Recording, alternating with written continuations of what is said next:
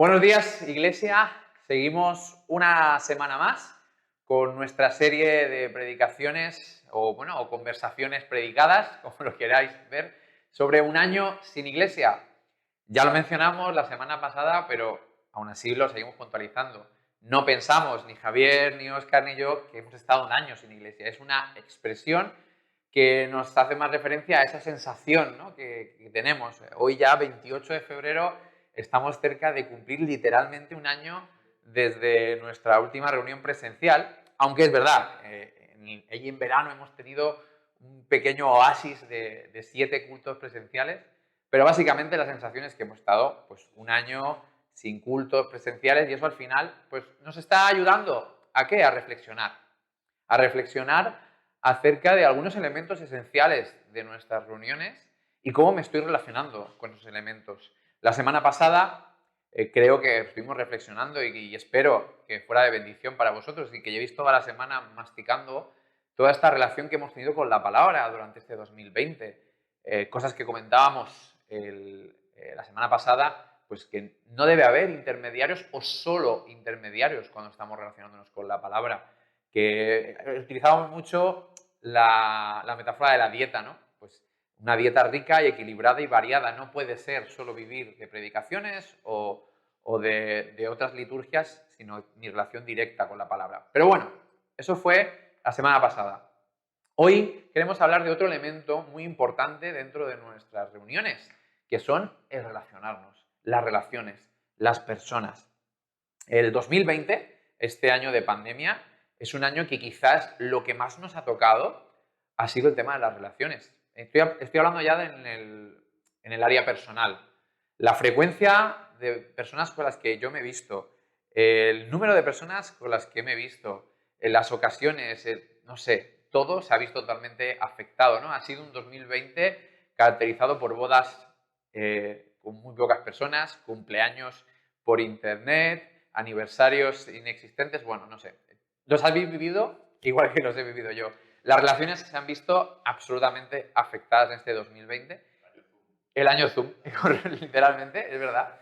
Entonces, en la iglesia, pues también se nos ha visto afectadas, pero solemos decir, con mucha razón, la iglesia no es el edificio, son las personas. Solemos decir, con mucha razón, no voy a la iglesia, soy la iglesia. Y bueno, pues ha pasado un 2020 sin cultos presenciales, vuelvo a remarcar. ¿Y qué tal? ¿No? Es bueno hacerte esa pregunta. ¿He seguido manteniendo la relación con mis hermanos igual? No nos hemos podido ver presencialmente, pero mi relación se ha visto afectada.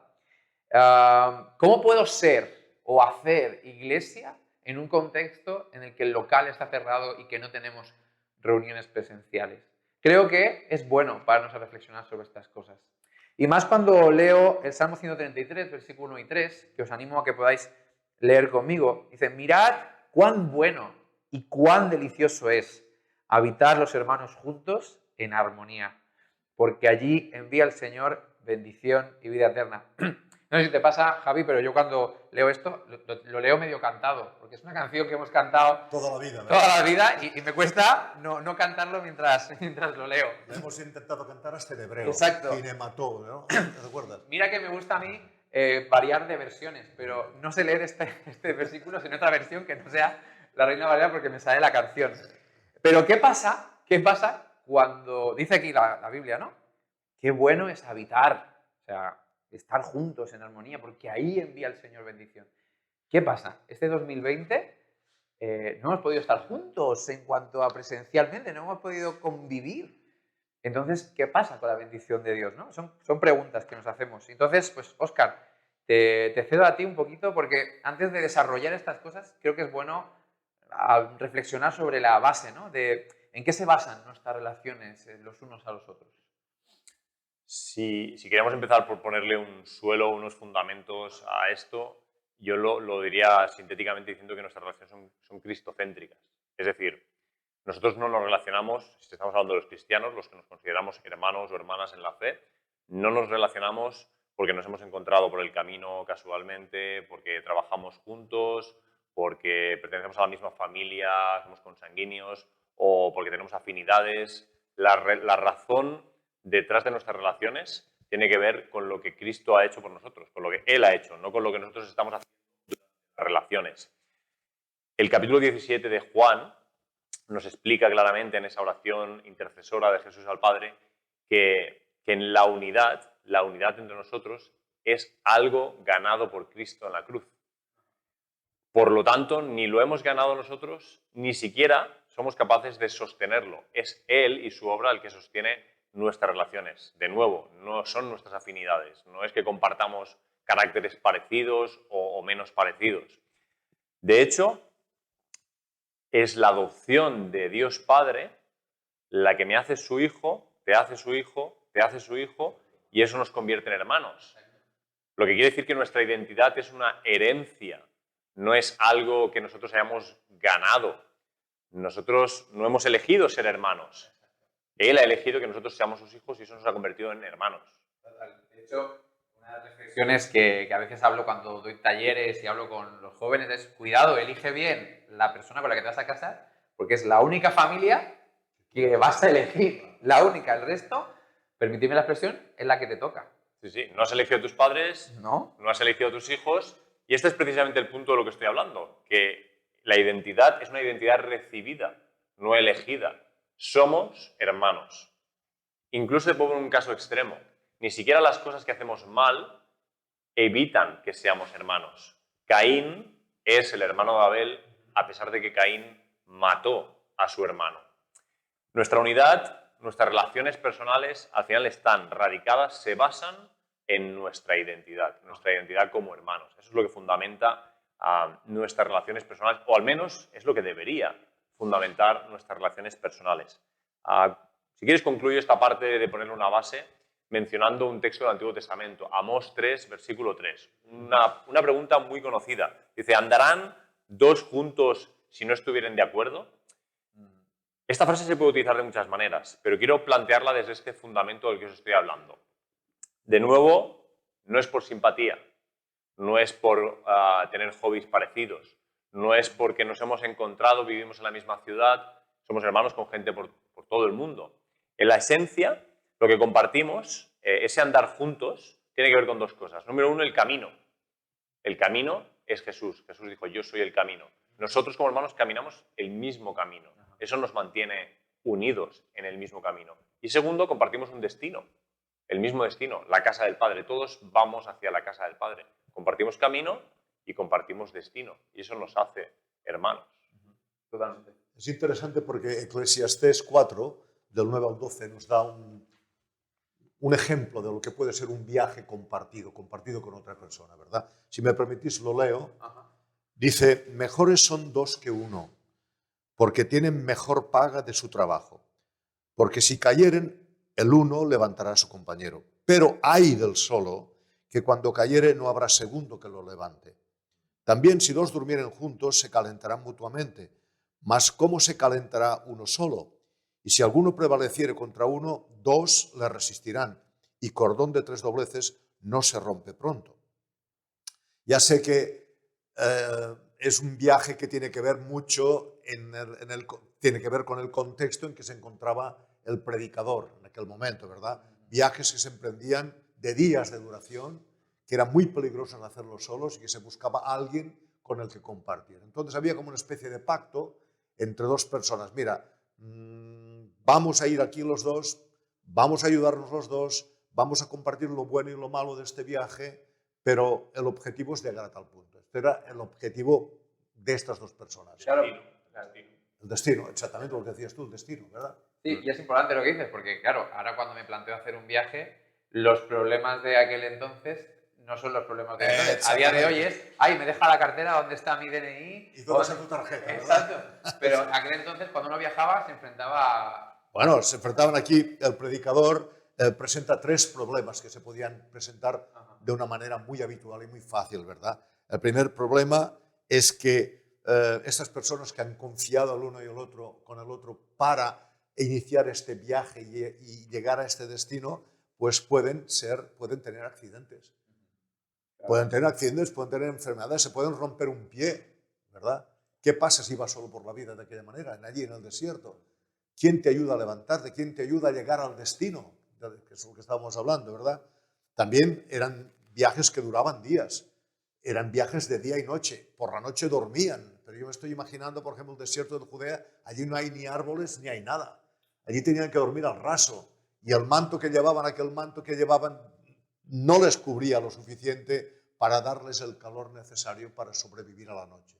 Entonces, bueno, pero entonces está el otro.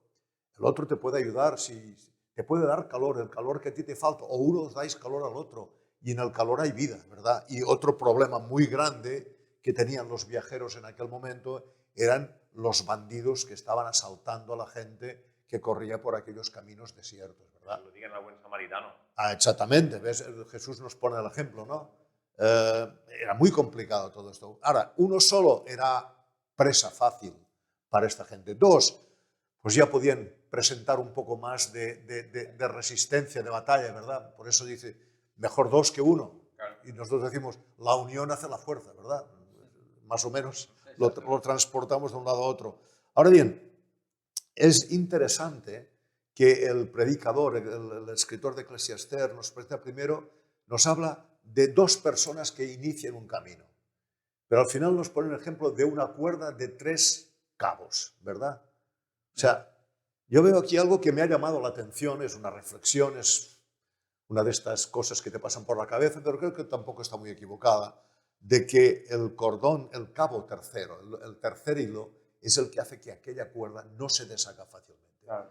Y bueno, tu mujer sabrá de esto, porque supongo que habrá hecho alguna trenza, ¿verdad? Sí. O le habrán hecho la trenza a ella, ¿no? Exacto. ¿Verdad? Si la hacen de 2, solamente tienen que poner una goma al final y tal para que no se deshaga. Ahora, si son 3, para eso se llama trenza de 3, claro, es mucho más complicado deshacerla, ¿no? Yo he hecho este pequeño invento para de una forma u otra, dar un poco de claridad.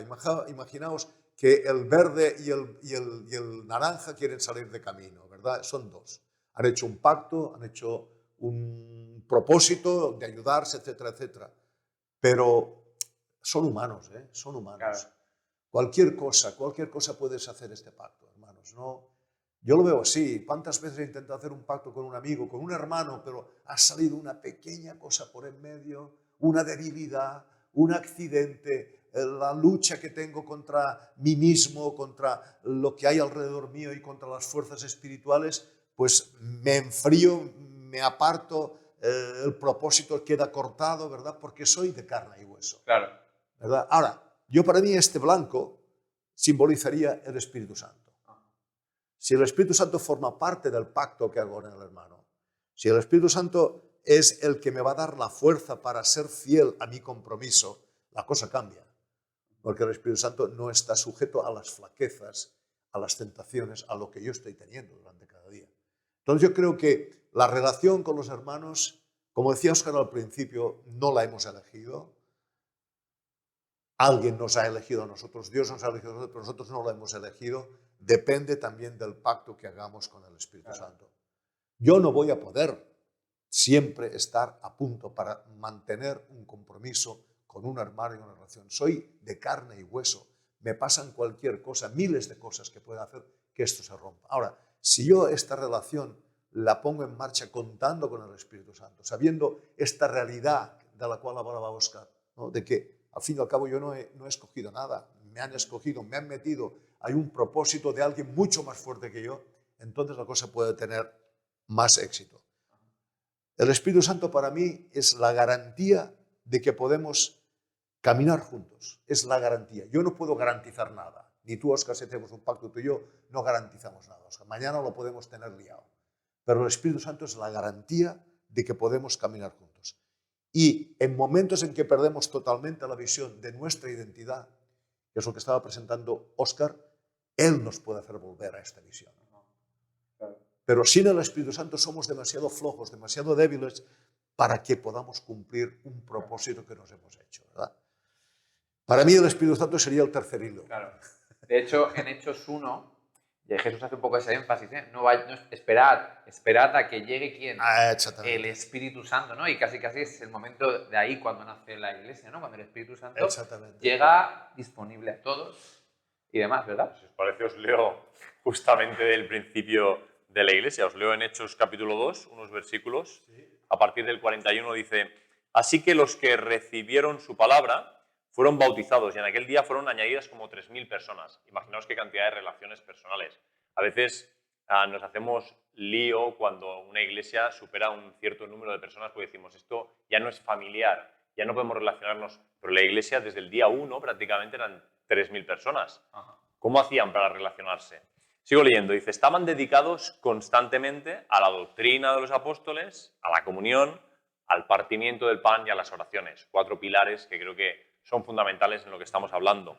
Sobrevenía temor a toda alma y muchos prodigios y señales milagrosas eran hechas por los apóstoles. Y todos los que creían, es interesante que, fijaos que todos son plurales, son tercera persona plural, todos los que creían estaban juntos, tenían todas las cosas en común.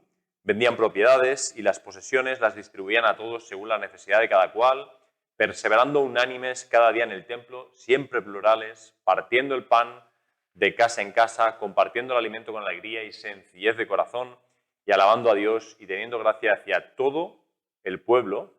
Y cada día el Señor añadía el número de los que iban a ser salvos. Es decir, que cuando parecía que podían estar acomodados en las relaciones, el Señor traía gente nueva y las relaciones tenían que irse adaptando. Interesante el tema que os digo de los plurales. Y enseguida ese texto me hace pensar, por ejemplo, pues el Señor nos enseñó a orar, pero no nos enseñó a orar el Padre mío, nos enseñó a orar el Padre nuestro. El proyecto de la Iglesia, el proyecto de las relaciones personales de los hijos de Dios es un proyecto plural. Un ejemplo más claro, si cabe todavía, y trayendo quizá el ejemplo más clave de la semana pasada del pan y el alimento, ¿no? Jesús como pan. Jesús decide partirse y repartirse, es decir, su vida es una vida para los demás. Él, en la institución de la Santa Cena, parte el pan, como un ejemplo de que Él se está partiendo a sí mismo y se reparte, se comparte. Y es clave lo que estamos viendo aquí en el capítulo 2, ¿no? De que compartían todas las cosas en estas primeras relaciones. Algunas personas, esto de compartirlo todo, nos asusta. A veces lo interpretamos como si fuera una especie de comunismo espiritual, algo malentendido, incluso una filantropía, pero sin Dios, ¿no? Vamos a compartirlo todo, pero parece que Dios no tenga nada que ver con eso. Sin embargo, creo que la Biblia también enseña muy claramente sobre esto. Por ejemplo, hay un versículo que utilizamos mucho en el contexto de la familia consanguínea, pero no en el de la familia de fe, y creo que está perfectamente incluida. Os leo 1 Timoteo 5:8. Dice, si alguno no provee para los suyos, no dice para tu familia consanguínea, sino alguno no provee para los suyos, y mayormente para tu familia, es peor que un incrédulo y ha negado la fe. Sí, es muy fuerte este versículo, porque si quieres coger familia como tu familia de sangre, aún así quedan los suyos. Es decir, entonces los suyos es más gente que tu familia de sangre. Y si tomas familia como tu familia de fe, entonces claramente es el planteamiento que os estoy haciendo en este momento. No me lo había mirado nunca así. Es interesante lo que estás diciendo. Sí. Me había centrado solamente en mi familia de la carne, pero creo que es perfectamente aplicable a la familia de la fe. Sí. De hecho, esto me recuerda, ya que estás uniendo la Santa Cena, el partir el pan y compartir, precisamente el final en 1 Corintios 11, que tanto leemos cada vez que partimos el pan, ese final es durísimo, porque dice, aquel que come y bebe sin discernir el cuerpo, come y bebe su propia condena, y el versículo 30, que es el que no se lee, por eso hay entre vosotros muchos débiles y enfermos, e incluso otros han muerto, o sea... Fuerte. Quizá una falta de provisión, precisamente, de parte de otros. Interesante. Estamos muy enfocados, quizá, en la iglesia, no digo nuestra iglesia local, o nuestra iglesia local general, como cualquier iglesia, sí, en las reuniones, que no tienen nada de malo, son perfectas. De hecho, las reuniones son la logística de nuestras relaciones. Claro. Es el medio. Os pongo algunos ejemplos. Una mesa puesta para cenar 2 personas juntas. La mesa no es la relación, la comida no es la relación, la conversación incluso no es la relación. Obviamente la mesa es importante, la comida es importante, nos ayuda a la relación. Yo siempre prefiero quedar con vosotros con un pan boli por en medio que Pero la relación es más allá de la comida, va más allá. Las reuniones no son el espíritu de nuestra relación, no son su fundamento, son, como os decía, la logística, la estructura a través de la cual nos relacionamos. Y claro, no somos ingenuos. Evidentemente que no poder reunirnos como nos solíamos reunir nos ha afectado. Siguiendo el mismo ejemplo de la cena, Javi, ¿qué prefieres? ¿Una cena romántica con tu mujer con velas, vino, una luz apropiada, una comida preparada para el paladar y para los ojos? ¿O prefieres un sándwich y la tele puesta? Hombre, está clarísimo, ¿no? Yo creo que no hay mucha opción. No hay opción. Está claro que las reuniones... Sí. Y hacemos porque nuestras reuniones sean como esa cena con velas. Claro que sí, que sean lo mejor posible. Pero si las relaciones dependen de las reuniones, si lo que sostiene las relaciones son las reuniones, nos toca mirar un poquito más allá porque algo pasa en el mismo corazón de nuestras relaciones. Algo pasa. Y sí, hemos estado, como decía Josué al principio, un año muy mermado de contacto físico, de frecuencia. Y quizá deberíamos preguntarnos con quién hemos estado este año, con quién he compartido, con quién he podido compartir y he decidido compartir mi tiempo este año, con quién he sido iglesia, con quién he construido relaciones este año. Wow. Sí, la verdad es que da mucho que pensar, ¿no? Porque al fin y al cabo, como te has visto tan limitado, pero al final hemos sabido ser suficientemente creativos como para o ponerle el énfasis necesario a querer reunirme con alguien, a estar en contacto, llamarnos, no sé. Hemos hecho lo que hemos podido. Sí, yo creo que sí, ¿no? Cada uno en su lugar ha hecho lo que ha podido. Me gustaría que abriéramos la Biblia en Hebreos 10. Hebreos 10, Ajá. es muy interesante. Podríamos leer Hebreos 10, dice,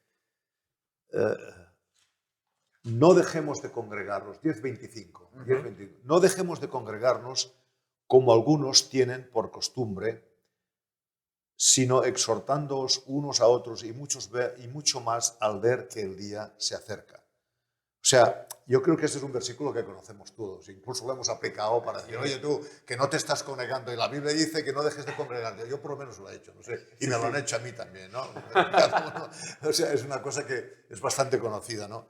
Pero yo pienso que es muy importante lo que está diciendo, porque además en el griego el matiz es diferente, y hay algunas Biblias que también dan este matiz. Dice así, no abandonando nuestra congregación. Fíjate qué interesante. No abandonando nuestra congregación. Esto es lo que dice, lo podéis ver en el griego.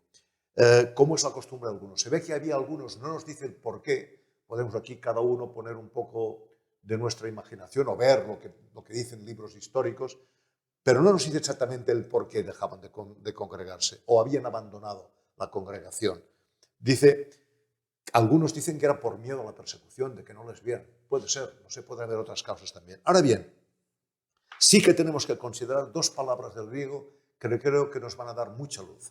Son dos palabras. Una es sinagogue. Sinagogue es el lugar, el edificio donde se reunía la asamblea, porque sinagoga y asamblea son sinónimos, ¿verdad? Entonces, está hablando de un lugar físico donde allí se metía la gente. No sé cómo se lo montaban en la iglesia primitiva, porque primero son 3.000, luego os viene otra andanada de 5.000, no sé cómo lo hacían. No, supongo que esa expresión de por el templo y las casas, ¿no? Grupos Sí. pequeños, y de vez en cuando todos al templo. Pero en el templo ya lo habíamos hablado el otro día, ya sabemos lo que hacían. Estaban alabando como judíos que eran allí, y bueno, es igual. Pero sinagoga implica el edificio, el lugar físico donde se mete la gente. El local. El local, vamos a hablar muy bien. Has dado en el locales. Pero otra palabra importante aquí es episinagoge, que significa la reunión, la asamblea. Hace referencia a la congregación. Aquí lo que está diciendo es, no abandonéis la congregación, la episinagoge, no la abandonéis. Algunos lo han abandonado. No es tan importante el local. Hoy podemos reunirnos aquí, mañana allá y pasado mañana en un pinar, como hemos hecho. O sea, como continente y contenido, ¿no? El local y aquello que está en el local. Exactamente. Entonces, para mí es muy importante porque el versículo nos exhorta a no dejar la asamblea, a no dejar la episinagoga, la congregación. ¿Por qué? Porque el Espíritu Santo nos ha inmersionado allí, nos ha metido allí. Oye, si a mí el Espíritu Santo me ha metido en Murillo y no me ha metido en Son Armadams, pues será porque también le habrá parecido así, ¿no? Totalmente. Entonces yo para abandonar Murillo tengo que tener el permiso del Espíritu Santo. No sé si me estoy... Totalmente. Me gusta mucho el Sí. verbo, el matiz que has puesto, porque claro, si yo leo en lo que hemos leído antes, ¿no? Que no dejéis de congregaros. Es un matiz, pero es justo el no abandones No abandonéis, lo podéis mirar. a la sí, sí. congregación. Esto sí me conecta mucho con lo que acaba de decir Óscar de proveer. ¿Sabes? Es como Exactamente. ese padre que deja de proveer a su familia, las abandona y les deja. Entonces, me pone este Muy versículo, interesante. este énfasis, me pone más responsabilidad sobre mi tejado, de no abandonar yo a mi congregación. Me parece. Exactamente, o sea, es que es muy interesante verlo así, ¿no? Y aquí vemos la unidad de la revelación, que nunca se niega una cosa con la otra, ¿verdad? Correcto. Es importante. Entonces, para mí, lo que aprendo de este versículo es que lo importante no es el edificio, sino la congregación que va a este edificio. Y esto a veces lo perdemos un poco de vista, ¿verdad? A veces decimos, El edificio es la logística, como la cena. exactamente, lo que tú has dicho, ¿verdad? El edificio es la logística. Entonces, yo pienso que podemos asistir al templo sin ser parte de la congregación. No sé si me estoy explicando. Yo puedo estar en el edificio y no ser parte de la congregación. ¿Por qué? Pues sencillamente porque no he nacido de nuevo, porque no me ha inmersionado el Espíritu Santo en el cuerpo. O sea, asistencia no Sí. es pertenencia. No siempre, claro, no siempre. No implica una cosa. No implica la una otra. cosa con la otra. Y esto para mí es importante. Después está la segunda parte del versículo, es el si no este, ¿verdad? Esta es una preposición que introduce, ¿verdad? El si no, exhortándonos, ¿no? Si no, sí. Introduce una afirmación que se opone a una negación previa. ¿Cuál es la negación previa? No dejéis de reuniros, ¿verdad? Sino, ahora te voy a introducir otra cosa. En vez de dejarla, aprovechemos para exhortarnos los unos a los otros. Para mí es importante, o sea, también me pregunto, ¿aprovecho yo cuando me reúno con los hermanos para hacer lo que dice la Biblia que es el propósito de la reunión? Wow. ¿Entiendes? Es una pregunta que me hago, o sea, yo creo, lo digo sinceramente, que no siempre he cumplido ese requisito. No siempre que después hablaremos de esto, pero no siempre he aprovechado esta condición que tengo de reunirme con los hermanos. Ahora me doy cuenta que no me reúno con ellos, estoy reflexionando en algunas cosas, ¿no? O sea, no es suficiente con no abandonar, porque el padre puede estar no haber abandonado el hogar, pero puede estar en la casa y no proveer. Exactamente. No abandonar, pero si no, proveer, exhortar. Claro, que es lo que decía antes Josu, que también se puede haber gente que están enfermos e incluso mueren porque no están siendo, dijéramos, han sido abandonados de alguna manera. No ha sido provisto para ellos, ¿no? ¿Y en qué consistiría esta exhortación, Javier? Bueno, la exhortación, de acuerdo a lo que dice Vine en su diccionario de palabras del Nuevo Testamento, nos dice que abandonar es paracaleo. Paracaleo quiere decir llamar a alguien al lado, ¿verdad? Oye, te llamo al lado. De aquí viene también la raíz de eclesía, caleo, han sido llamados, ¿verdad? Afuera, ¿verdad? Llamar a alguien al lado, ¿para qué? ¿Para qué? Pero al lado quiere decir cercano. Yo estoy contigo. Oye, Óscar, ¿podemos hablar tú y yo un ratito? ¿Para qué? Primero, para animar. Implica animar, paracaleo. O sea, infundir ánimo, energía moral y valor para que esta persona siga un curso de conducta siempre en anticipación al futuro. Venga, anímate, hombre, que ya verás cómo esto va a ir, el Señor te va a ayudar y tal, ¿no? Después, consolar. Aquí está hablando de pasado, algo que le ha ocurrido a una persona que le ha hecho sufrir y entonces yo me pongo a su lado para animarla, para ayudarla, para orar por ella, para darle una palabra que el Señor me dé a mí de consuelo para ella. Esto es algo que ha pasado antes y yo ahora actúo después de que la haya pasado. Y después está amonestar. Amonestar, ¿qué quiere decir? Advertir, reprender a alguien.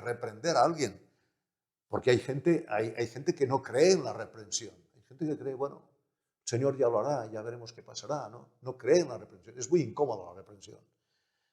Por algo incorrecto que ha cometido. ¿Para qué? Para que no lo vuelva a hacer, para que se corrija. Y entonces aquí nos dice la palabra también en Proverbios que esta reprensión, esta amonestación tiene que ser hecha con misericordia y verdad. Misericordia y verdad. Si yo cojo solamente la verdad y vengo a ti, Óscar, y digo, mira lo que dice la Biblia, Óscar, mira, esto, estás condenado, estás apartado de Dios, estás hecho polvo, no saldrás de esta. Sí, te estoy diciendo que estás en peligro. Y la Biblia lo dice, cuando yo he pecado estoy en peligro. Claro, Pero te dejo hecho polvo, chico, ¿o no? claro, totalmente. Yo por lo menos me sentiría así. Ahora, si solamente usas la misericordia, no te preocupes, Dios te entiende, Dios te ama, Dios es un Dios bueno, tampoco funciona la cosa. Ahora, cuando aplico la misericordia y la verdad, o la verdad y la misericordia, entonces se cumple el propósito de la exhortación, que es, sí, lo has hecho mal, has metido la pata, tienes este problema, pero Dios te conoce, Dios te ha aceptado tal como estás. Ahora Él quiere que te arrepientas, Él quiere que vuelvas, Él quiere que te quites esta nube que está quitando la comunicación y la relación con Él. Totalmente. Bueno, el mismo Juan nos habla en el primer capítulo, ¿no? Que Jesús estaba lleno de gracia y de verdad. Y la una no puede convivir sin la otra, como tú estás diciendo. La verdad sola daña, pero la gracia sola me mantiene inmaduro. Entonces no hay que buscar ese equilibrio, ¿no? Entre Exactamente. gracia y verdad, sin Exactamente. renunciar a ninguna de las dos. Exactamente. Y es muy interesante porque en el capítulo 3 de Hebreos, versículo 13, amplía este tema, ¿no? Dice, exhortaos los unos a los otros, aleluya, como habíamos hablado hace un tiempo, ¿verdad? Cada día. Mientras se dice hoy, o sea, mientras vivamos aquí cada día, siempre, quiere decir, siempre nos tenemos que estar exhortando. ¿Por qué? Y lo dice claramente, no sea que alguno de vosotros sea endurecido por el engaño del pecado. ¿Verdad? El engaño. Nos podemos endurecer en el pecado. La exhortación es lo que puede impedir ese endurecimiento.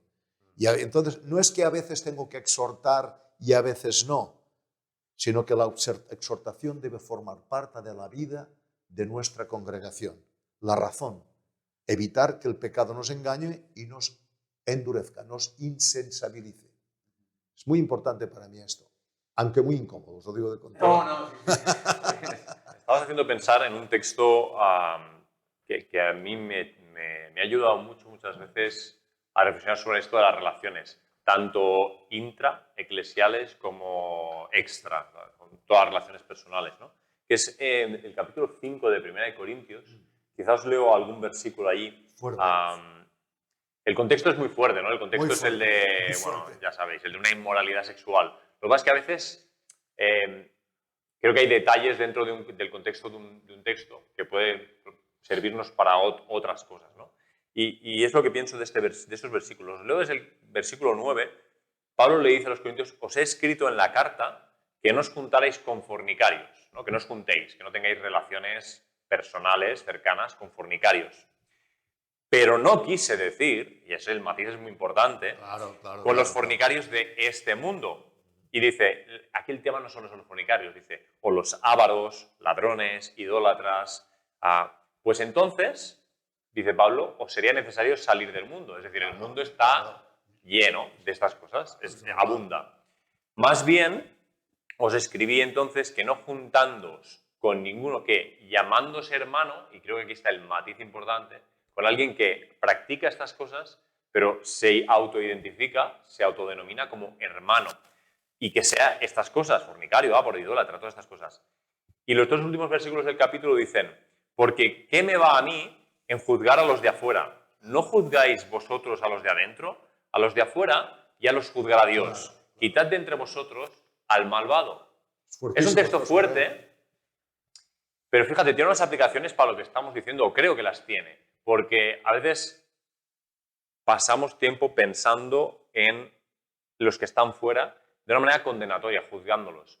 Pero Pablo quiere que la Iglesia piense en los de dentro y que haya un juicio por los de dentro. Ahora, la palabra, voy a también mencionar el griego porque es que a veces es clave captar el énfasis de una palabra. La palabra crino, que es ese juzgar que aparece aquí, realmente no se refiere, o no solo se refiere, tiene un campo semántico amplio, al aspecto condenatorio de un juicio, como este es ha quedado visto para sentencia, ¿no? Sino que habla de discernir, distinguir, de tener la capacidad, yo tengo mi juicio, distingue entre unas cosas y otras. No es, entre los hermanos, como la exhortación, no es un llamado a condenarnos, es un llamado a cuidarnos, a exhortarnos, como estabas explicando justamente, y ese es el matiz que creo que le veo en común con el texto que estabas mencionando, que estamos llamados a, entre nosotros, discernir, distinguir unos a otros cómo estamos, si estamos bien o no estamos bien, y poder exhortarnos. Y esta palabra crino es la misma que aparece en el capítulo 11 que tú mencionabas antes, en la parte de la Santa Cena, ¿no? Que dice exactamente... No comáis sin discernir el Exactamente, cuerpo de Cristo. exactamente. Porque la clave es ver, o sea, cómo voy a comer el pan y el vino, tomar el pan y el vino contigo, mi hermano, sin discernir si tú eres mi hermano o no, sin discernir si tú estás bien o no, sin importarme tu vida. No, la clave es discernir el cuerpo de Cristo. No proveer, no cuidarnos unos a otros, es lo que nos lleva a veces a enfermar o a morir, incluso espiritualmente. Claro, porque ahí se estaban apoyando mucho pues, en la liturgia, ¿no? Como Jesús dijo, tenéis que compartir el pan y el vino, pues compartían el pan y el vino, pero ya está, ¿no? Venga, un poquito de pan para ti, un poquito de pan, tomaban el vino, y Pablo está llamando al orden, ¿no? En los Corintios, diciéndole, oye, pero no podéis hacerlo sin discernir, evadiendo tu responsabilidad, ¿no? Claro, yo creo que es muy interesante lo que estás diciendo, Óscar, aunque es muy fuerte. Este es uno de estos textos que me gustaría saltarme, la verdad. Sí, soy honesto, soy honesto. Es muy complicado, pero el Espíritu Santo nos puede ver. Precisamente lo que acabas de citar, Óscar, es un ejemplo exacto de lo que ocurre en una iglesia donde no hay exhortación. ¿A qué te Lo que refieres? puede ocurrir. El texto de 1 Corintios 5 es un ejemplo de lo que ocurre en una iglesia donde no hay una exhortación. Si te fijas bien, allí había gente que estaban permitiendo que se practicara un pecado, no sé por cuánto tiempo, y la gente estaba en plan pasota, aquí no pasa nada, etcétera, etcétera, ¿verdad? Pero Pablo lo dice muy claro, cuidado, porque un poco de levadura puede leudar toda la masa. No discernían el daño. Exactamente, o habían decidido no discernirlo. Yo no sé lo que pasa allí, pero como si no ocurriera nada. Allí tenían un escándalo tremendo que incluso en la calle se debía estar hablando, y mira que la cultura helenística no era muy mojigata en cuanto al tema de la sexualidad. Allí ya sabéis lo que había, ¿no? Y más en Corinto. Pero quiero decir que aquella iglesia se había endurecido, Y entonces, al no practicar la exhortación, ya aquel problema que tenían con una persona se había extendido a la iglesia. La iglesia ya estaba teniendo comunión con el pecado.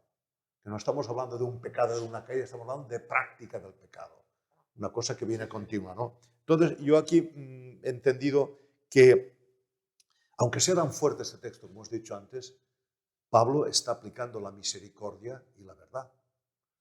La verdad porque dice, oye, mira lo que está pasando aquí, esto es totalmente opuesto a lo que enseña el Señor. Pero misericordia también. Misericordia no solamente para aquel que estaba pecando, que dice, bueno, entregad su cuerpo a Satanás, entregadlo a Satanás, pero por lo menos que se salve su alma. O sea, él está mirando un fin mucho más allá de que este hombre lo pase mal durante un tiempo. Está buscando el que esta persona pueda salvarse. Y a la iglesia también dice, muchachos, que es muy doloroso para mí que un poco de levadura se está contaminando a todos. O sea, había misericordia, pero también había verdad. O sea que para mí la cosa está muy clara. Y es muy interesante porque, vuelvo al griego, no porque me guste ir al griego, porque como has dicho tú, a veces es clave, ¿no? Paracletos, Espíritu Santo, viene de las mismas raíces de paracaleo, ¿verdad? O sea, es el que viene, el que ha sido llamado por Jesús para que nos venga a echar una mano, para que nos exhorte, al fin y al cabo, el que convence es el Espíritu Santo, el que nos ayuda, el que nos habla, el que nos saca del hoyo es el Espíritu Santo. Pero cuando la Iglesia está exhortando de una manera correcta, está haciendo, desde mi punto de vista, la obra del Espíritu Santo, del Paracletos. Claro, totalmente. De hecho, algo interesante, ¿no? Dentro de esta carta de Corintios es que Pablo no está atacando o señalando o amonestando acerca de su liturgia. No dice, no, mira, es que precisamente está diciendo, no, es que estáis usando mal la liturgia. No está diciendo, no, es que debéis dejar de tomar la Santa Cena, debéis dejar de hacer esto, no, es que lo estáis haciendo mal. Es un poco lo que hablábamos la semana pasada. El problema no está en cultos presenciales y condenarlos, no, tienen que ser parte de una dieta, pero no pueden ser toda la dieta. No puede ser que la liturgia haga que yo al final esté equidistante de mi relación con Óscar, equidistante de mi relación con Javi. Tengo que entender que al final, lo que decía Óscar, las reuniones, la logística, pero para las relaciones, ¿no? Yo pensaba, ¿no? Cuando alguien me invita a una boda, es algo común, ¿no? Nos invitan a bodas y demás. Nunca... Bueno, O sea, últimamente es un poco así. Pero aún así nos invitan a bodas por Zoom o lo que sea, pero nunca te planteas, bueno, ¿qué van a echar de comer? Oye, ¿en tu boda qué hay de comer? Oye, ¿en tu boda se van... ¿Cómo va a ser la liturgia? ¿Va a ser al aire libre o va a ser una tal? ¿Cómo vamos a ir vestidos? Esas cosas no te importan. Se casa una persona que tú quieres, que tú estimas, esa persona te invita y tú lo que pasas es a celebrar su unión. Y oye, mira, si te dan de comer algo que te gusta, pues te la gozas y si no, pues no pasa nada. Que hay que vestir de tal manera que a lo mejor tú no estás cómodo o sí o no, bueno, pues no pasa nada. O un cumpleaños. Oye, vente a celebrar el cumpleaños de mi hijo que cumple 10 años. ¿De qué sabor va a ser la tarta? Ah, ¿de qué va a ser? ¿De Toy Story o va a ser de Spider-Man? Porque si es Toy Story no... Sería estúpido, ¿no? O sea, al final, ¿por qué vas? A celebrar que ese niño cumple 10 años. Claro. Y oye, pues todo lo demás, pues acompaña, te la disfrutas más, pero voy por la relación, ¿no? Y claro, es que sin esta relación, lo que estamos hablando o lo que estáis proponiendo de exhortarme, lo veo una utopía absoluta. O sea, si no hay relación previa, que yo te pregunte qué tal está tu vida, no tiene ningún sentido, ¿no? O sea, o por lo menos lo veo muy artificial o muy, pues, religioso. Por eso creo que es importante unir estas dos cosas que estamos hablando. La importancia de las relaciones, más allá de nuestra liturgia, para poner esta base para que nos podamos exhortar, animar, amonestar, etc. La exhortación sucede en la congregación. Exacto. En la episinagoga. Exacto. En la liturgia no se puede, pero en la episinagoga sí. Entonces, una vez puesta esta base, os lanzo una pregunta a los dos, ¿no? Por ejemplo, primero a ti, Javi. Si está tan claro, si la Biblia lo dice ahí, ¿por qué nos cuesta tanto exhortar y ser exhortados? O sea, vamos a intentar hacer un poquito de diagnóstico. ¿Cuál es tu opinión? Bueno, yo tengo un par de opiniones, supongo que habrá muchas más, No, ¿no? Pero lo que a mí me parece que es importante en este tema o que impide que exhorte, y me estoy poniendo a mí por delante, es un poco desde el punto de vista cómodo.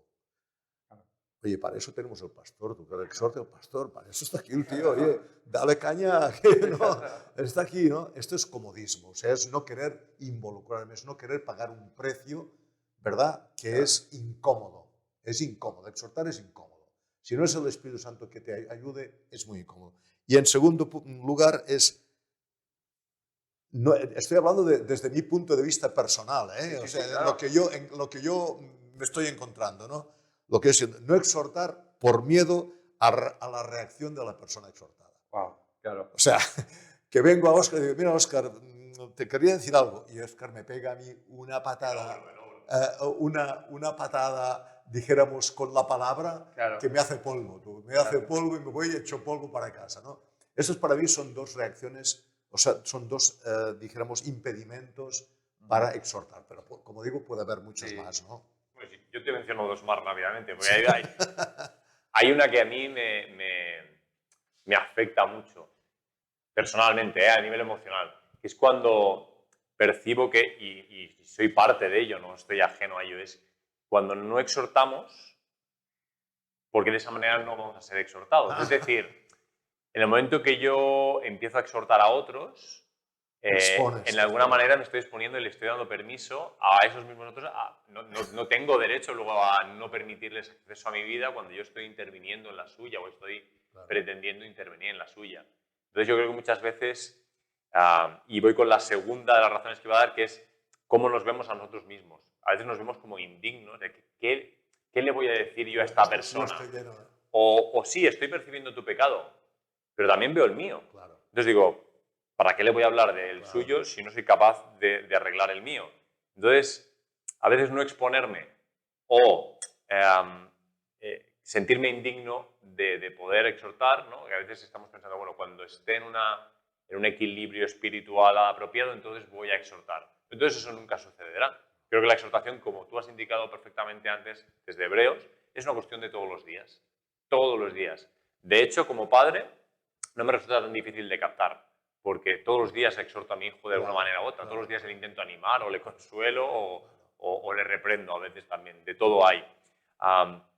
Y bueno, todo esto cae a de nuevo a lo que hablábamos antes de las relaciones en la Iglesia, visto en Corintios 11, de discernir el cuerpo de Cristo, ¿no? si yo distingo, si tú distingues, si nos vemos, si nos exhortamos, si nos animamos, es el contexto. En el final de ese capítulo 11, Pablo va a exhortar a la iglesia porque precisamente están poniendo la liturgia por delante de la realidad, están poniendo la reunión por delante de las relaciones, están poniendo la liturgia de la Santa Cena por encima de la vida real de las personas. Entonces llegan allí, ricos, pobres, llega todo tipo de gente a la iglesia y los que tienen comida comen, mientras que otros no tienen comida, porque la Santa Cena de aquel tiempo no era un vasito de vino así y un trocito de pan, sino que era compartir la cena. Hechos 2, compartir el pan en la mesa, ¿no? Entonces, la situación era incómoda, era tensa. Algunos no tenían, no comían, otros sí comían, o llegaban y ya habían comido los otros. Todo ese tipo de desórdenes. Y Pablo les va a decir esto de... a ver si tengo el texto por aquí todavía. Sí, les dice, así que hermanos míos, cuando reunís para comer, esperaos unos a otros. Claro, es decir, claro. si el concepto es compartir y estar juntos, Claro. tenéis que esperaros unos a otros, ¿no? Y esto me recuerda una frase que usamos mucho, Josué, hace unos meses con otra serie de predicaciones, esta del hermano antes de la ofrenda. Decíamos esta idea, ¿no? De que si tienes una ofrenda y le quieres llevar al altar para el Señor, pero te acuerdas de que tienes algo contra tu hermano, el Señor te dice, antes que la ofrenda, tu hermano. Ve antes a tu hermano. Ponte a paces con tu hermano. Es tu hermano. Estás llamado a exhortarle, estás llamado a cuidarle. Es tu responsabilidad. Cuando eso esté sano, cuando eso esté bien, ven con tu ofrenda. El hermano antes que la ofrenda. La relación antes que la reunión. La esencia es la relación. Y creo, Óscar, perdona, que dices si te acuerdas que tu hermano tiene algo contra ti. No solamente que yo te haya hecho daño a ti, sino digo, jolín, Óscar, me parece que tiene algo contra mí porque no nos miramos, dijéramos, a los ojos. No nos miramos limpio. No nos miramos limpio. ¿Tendrá algo? O sea, no solamente que yo tenga la conciencia de que te he hecho algo, sino pensar que tú tienes algo contra mí también. Totalmente. Bueno, has mencionado a Caín al principio del todo, esa relación con su hermano, y una de las primeras preguntas de Dios al hombre caído, la primera es Adán, ¿no? Que le dice, ¿dónde estás? Pero una de las preguntas que le hace al hombre caído, está en Génesis 4, ya es a Caín, ¿dónde está tu hermano? ¿No? Y él dice, pues ¿acaso soy yo guardián de mi hermano? Y Dios no contesta ahí. ¿Esa es la voz de Caín? O sea, más o menos, así me lo imagino yo. ¿Sabes? Pero sí, soy guardián de mi hermano, ¿no? O sea, realmente yo te tendría que preguntar, Óscar, ¿dónde está tu hermano? Y tú tendrías que decirme, ¿dónde está?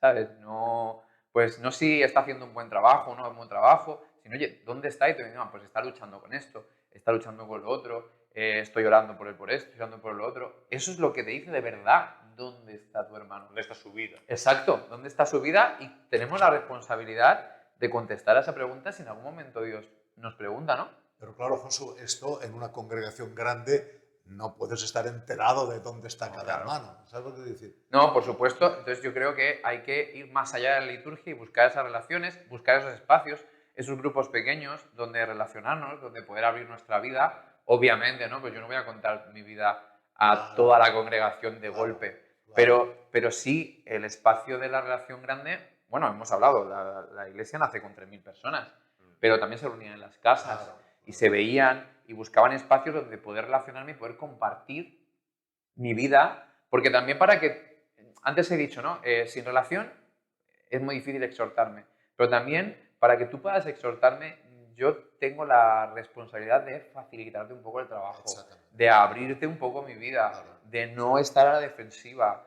Creo que es una responsabilidad mutua, de yo cuidarte a ti, pero oye, déjate cuidar un poco, échame una mano, que no, ¿sabes?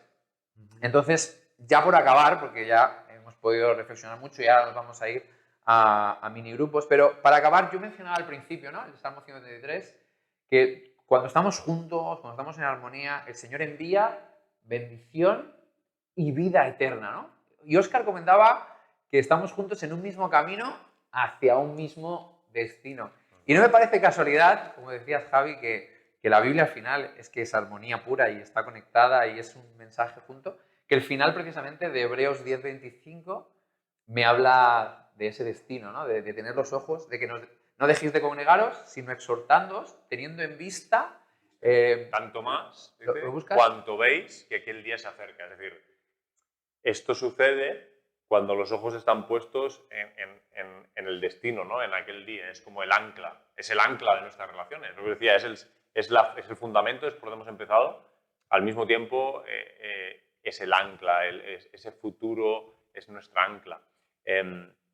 Nuestras relaciones están ancladas en ese destino común, que es casi por donde hemos empezado. Y tú has usado el ejemplo de una boda, y la Biblia usa precisamente el ejemplo de una boda también, pensando en ese final, una de las bodas del Cordero, una comunidad, una fiesta, una comunión, a la que de nuevo no vamos por la comida que se va a servir, vamos por las relaciones, vamos porque queremos disfrutar de la boda de Cristo con su iglesia, vamos por las relaciones, no por... Y sí, la mesa será espectacular, disfrutaremos de la mesa, pero la clave es lo que vamos a vivir allí, juntos y en armonía. Nuestras relaciones aquí son el principio de traer el reino de Dios, que allí será de toda lengua, tribu y nación. O sea, estamos mezclándonos, uniéndonos, viviendo las relaciones como un símbolo del reino de Dios que allí será en plenitud totalmente.